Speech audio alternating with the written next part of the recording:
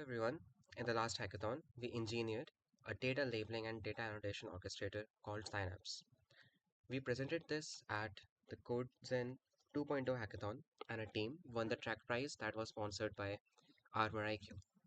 In this video, we are going to explain how we integrated ArmorIQ, what was the need, and how things are working. So, first, coming to what is actually ArmorIQ.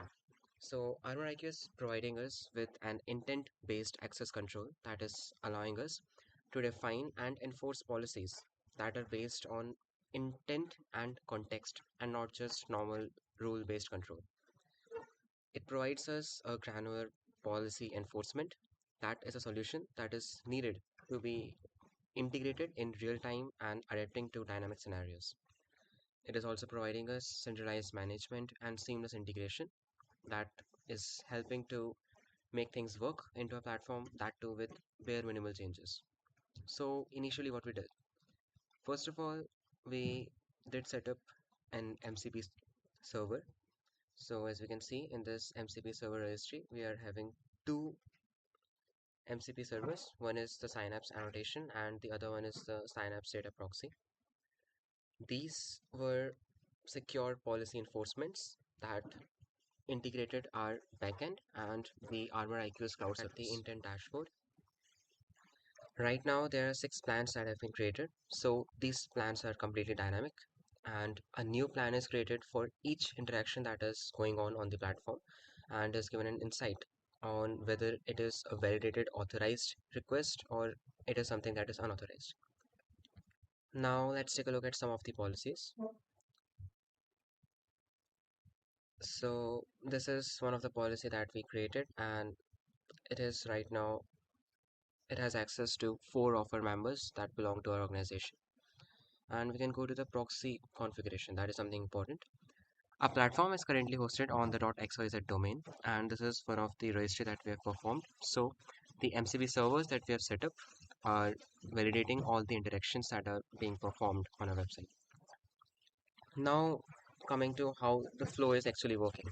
So this is our platform. So whenever any user is trying to attempt any action, our backend is sending an intent request to the MCP servers that we have set up. Those servers are forwarding those requests to the ArmorIQ for policy evaluation, and then ArmorIQ is checking whether it is within the defined policies, considering user identity, context, intent, and other stuff, and then it is returning either an approval or a blocking decision. Now let's look at it with a demo. So this is the current dashboard for a client. A client is someone who can create a project and upload some things. So let's create a new project.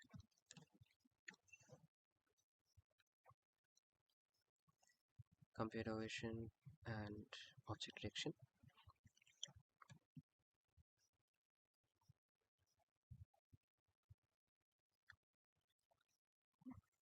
This particular project has been created. Now let's go to the annotator side.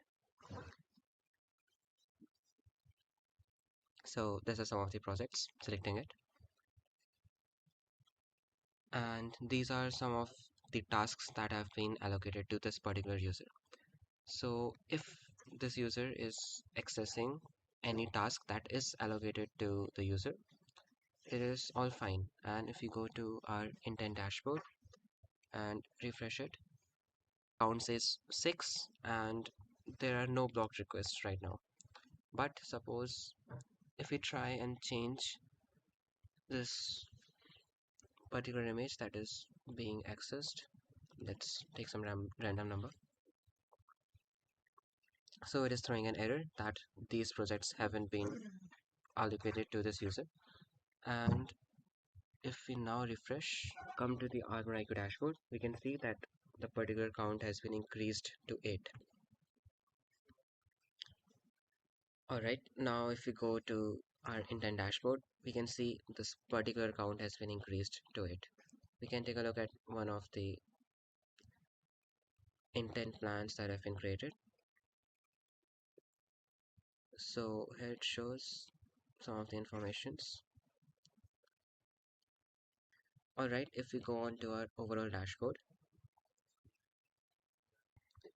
we can take a look at all our MCP servers. So there are two in count, and our platform right now has a compliance score of 82%. And some other information are being displayed here. So overall, what we did was that our platform was previously running on our normal backend. What we did, we created a wrapper of ArmorIQ over our entire endpoints.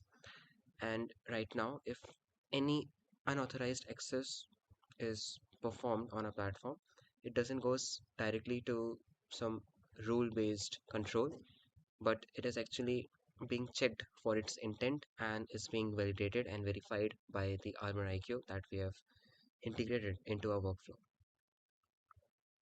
So ArmorIQ has enabled us to deliver a more secure and compliant platform. Its intent-based approach has actually helped us to access control, and it is ensuring that only the right actions are being performed by the right users and on the right time. Thanks for watching.